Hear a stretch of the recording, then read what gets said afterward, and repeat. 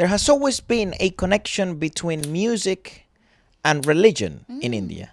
Historically, we are just watching Mahabharata And Ramayan, which you can get access to if you become a member of the Feature Friday Uncut Club by clicking the join button below, where you get access to all the series and album reviews, unlimited, uncut. But the question has always been, why? Why is it connected? Today we find out. wow. Breathe much? Do you know the actual science behind Indian classical No. music? No, Let's discuss it in brief. Yes. let's go. Dialectically articulated in one degree of yoga that the human body is Shiva's Damu, always carried a drum with him because it represents the beat of life. Okay. When you run a race or are thrilled or afraid, you hear in your brain, dun, dun, dun. This is the body's rhythm. The beat of the heart is not the only source of bodily rhythm. tal. Each fiber and pranic nadi in the body has its own melody.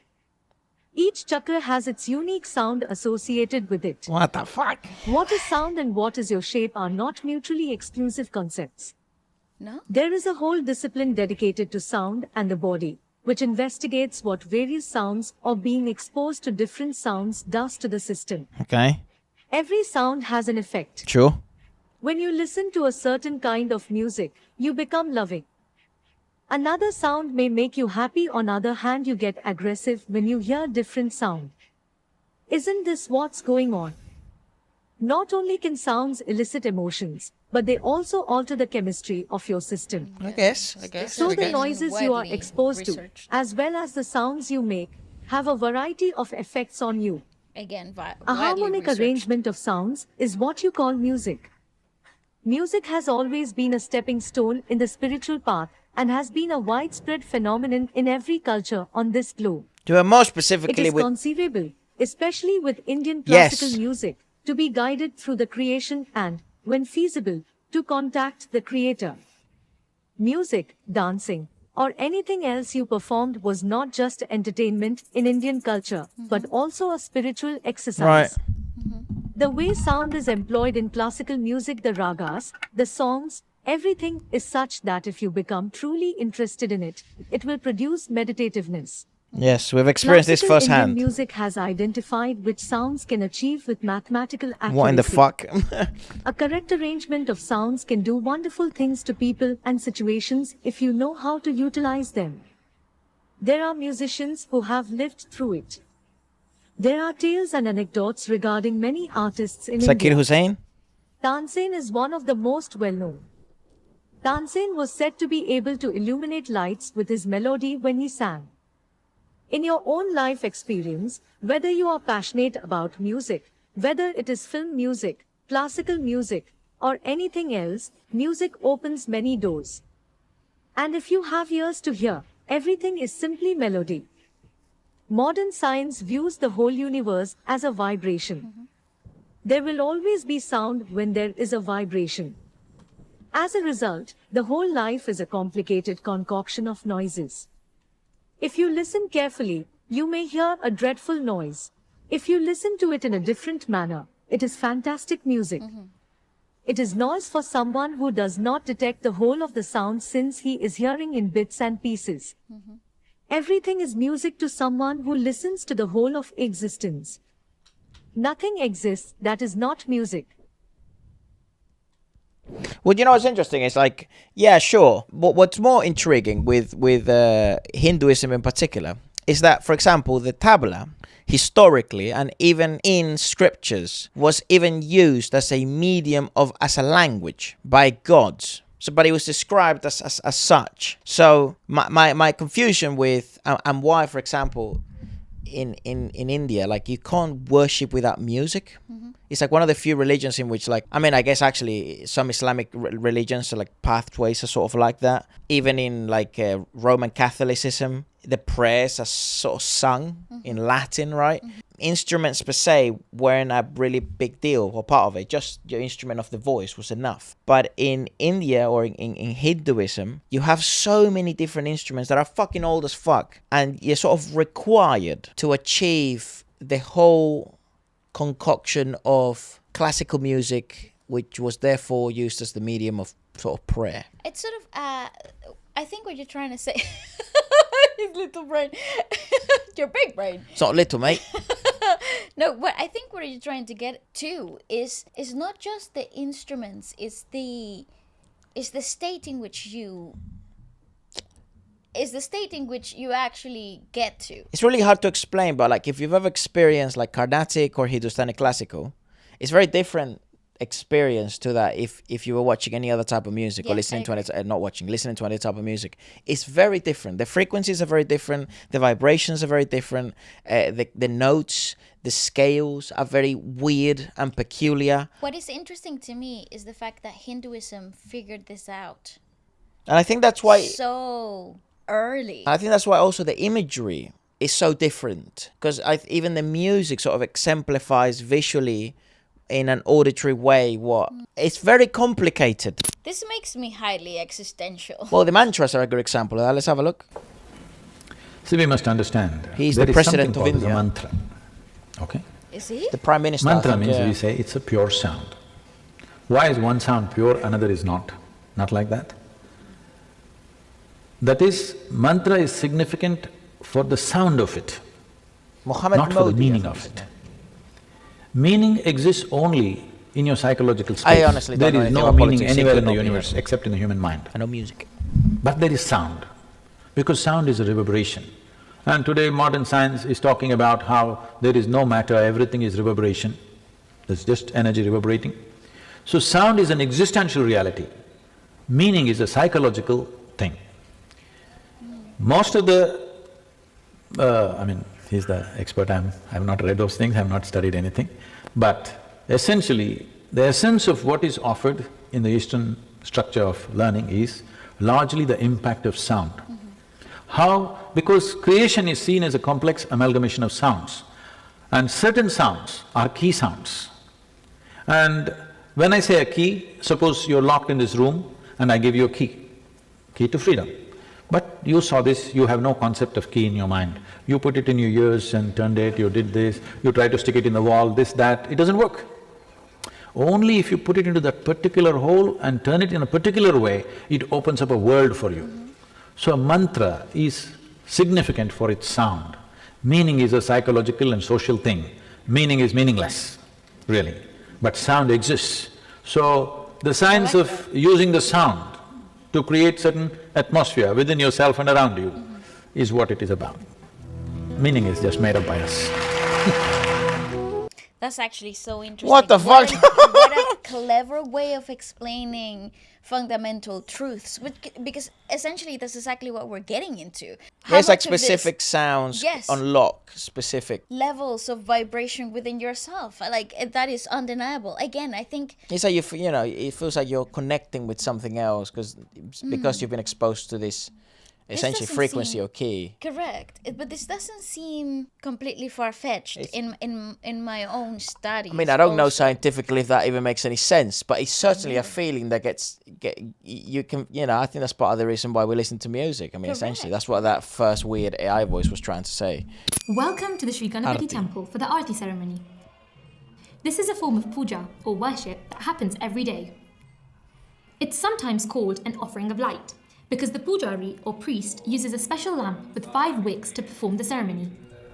He lights the 5 flames which symbolize the 5 traditional elements of earth, air, fire, water and space. The pujari waves the Arti lamp in front of the deities while singing the Arti prayer, and everyone joins in with the singing, and by ringing bells and blowing on a shankar.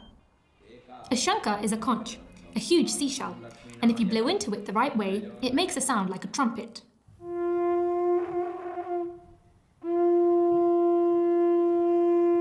Murtis of the god Vishnu are often holding Sick. a conch shell, which symbolizes that God brings life out of the water.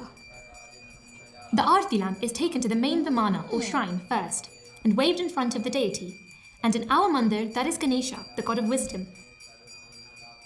Then the lamp is taken around all the other deities too. We are showing our love for the deities, and in return we believe that their energy and love for us passes into the flames of the lamp. At the end of the arti then you do ceremony, that, the right? pujari And then you takes pass the lamp it. around the people here, so we can pass our hands over the flames to receive So you the do that in blessing. Bollywood movies. Yeah.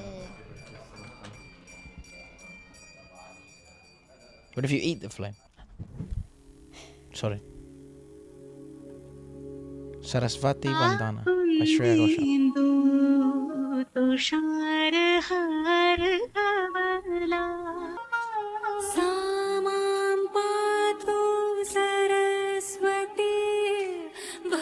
Who the hell copyrighted the prayer?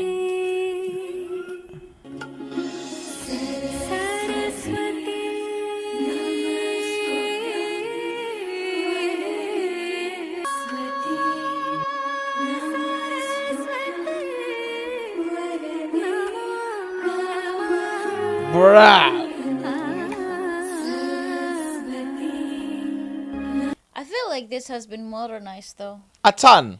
Yeah. I think very interestingly, I think it has been modernized, but I feel like I think people evolve with time, like Correct, obviously. So correct. I think societies evolve with time, and I think part of the reason why some songs like resonate deeper than others in specific times in history, I think is mostly because How accessible were they at the time? at the time. I mean, the most interesting part about Indian music is that because it's so old, like especially classical music is so old, a lot of it remains untouched. And they try to, like for example, we're watching Ramayan, and in Ramayan, a lot of the songs are in Sanskrit. And I think basically the vast majority of them, and the story itself is in Sanskrit, and then it got translated to the best of their abilities by scholars. They try their best. That's something that India's really good at. They really try their best to preserve that. yeah, I think it might they might be really stringent about that and have very low leniency on not maintaining their history because they've lost part of it already. Colonization and wars and all this other stuff. There's sort of like a big emphasis on like, don't forget who you are. Correct. I agree. Don't forget the systems we've created. Don't forget the elder knowledge. Because there was a way of life prior to us. Correct. I agree. And we mustn't forget. Obviously, some people take advantage of it, and some other people don't take advantage to it fully. Some other people try to monetize it, whatever. But it's really interesting on how India's like one of those few countries where they've really done a very, very Good job. conscious job, at Yes. least, to preserve. I agree. The elder ways. Mysterious musical temple in India, Why is it mysterious? ये है Hampi, Karnataka. जहां पत्थरों से बनाए गए हैं magical musical pillars. What the fuck? Oh, maybe because the wind sinks through it? Weird. In pillars में ऐसे ग्रेनाइट पत्थरों का इस्तेमाल किया गया है Granite. That's जो what I thought. संगीत बनाने की काबिलियत रखते हैं। Show me. ग्रेनाइट पत्थर को तराश कर बने इन 56 पिलर्स में कई कॉलम्स हैं। कुछ में 56. तो मूर्तियां भी बनी हुई हैं। और जानते हैं इनमें से गूंजती हुई आवाज क्यों निकलती है? क्योंकि हम्पी के इन पत्थरों में है अनोखे क्रिस्टलाइन स्ट्रक्चर वाले मिनरल्स, जैसे कि ऑर्थोक्लेस। हम्पी की इस खूबी की वजह है इन कॉलम्स के डायमीटर और लेंथ का रेशियो, जो स्ट्रिंग्स की तरह है, जैसे कोई स्ट्रिंग्ड इंस्ट्रूमेंट या हार्प। जब एक कॉलम को बजाया जाता है तो उससे निकलने वाली आवाज बढ़ जाती है Ah, sick. और इससे होता ये है कि आवाज और बेहतर सुनाई देती है। अकॉस्टिक्स की दुनिया में ये इंडियन ट्रेडिशन का एक बेहतरीन कंट्रीब्यूशन है। ये कहना गलत नहीं होगा कि संगीत भारत की मिट्टी में कुछ इस तरह से बसा Yes, है true. कि यहाँ तो पत्थरों से भी सुर निकलते हैं। And it happens only in India. Absolutely correct.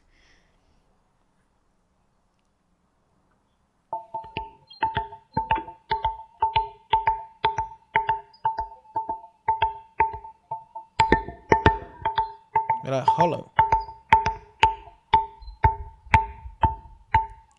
But they're not. But they're not. Yeah. That's the cool thing about it.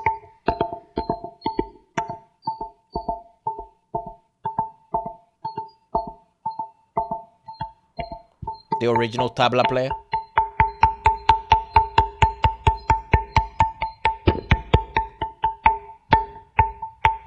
And it's sort of like having both timbers as you have on the tabla. That is so fascinating. It's so weird. That is so The fascinating. more questions I have about India, the more they try and find the answer, especially musically, then the more questions I have after. Yeah, I think that in my journey of discovery of the meaning of music and Hinduism and the intertwining of both elements, the more I learn, the less I know.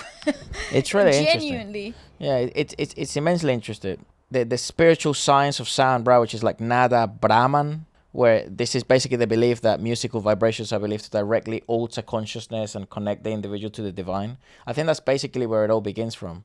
The Vedic origins, the foundational Hindu scriptures, the Vedas, specifically the Sama Veda, were not chanted, but they were sung, establishing the idea that precise melody tones possess the cosmic power to invoke deities. That's essentially where it starts from. During the medieval period, the poet saints like Mirabai and Kabir used vernacular folk-based musical devotion to bypass orthodox religious hierarchies. Then the divine associations, Indian classical music features deities as its patrons, goddess like Sarasvati, revert to playing the veena. And they've always been, that's the other thing, like some deities have instruments, right? Yeah. Like Sarasvati is one of the best examples of that. Yeah. Lord Krishna is favorably depicted playing the flute, right? And then there's the aspect of the yoga, which we saw, like the kirtan and the bhajan, which is like the congregational singing, and different chakras have different vibrations and different melodies. Correct. But it's so interesting. So It gets even fascinating. weirder though when you go to focus on Hindustani classical, or let's Yes. talk about Carnatic. It gets even more peculiar because And like it gets as granular as what type of rag you're using that awakens or like unlocks a brand new vibration in the body. I think It's to so interesting. a certain extent, it is believed the music in India, it's used as a medium to awaken you from your spiritual slumber. Correct. That's correct. I think I heard Ravi Shankar say that or something like this. I can't remember what. Might have been a reel, so don't quote me.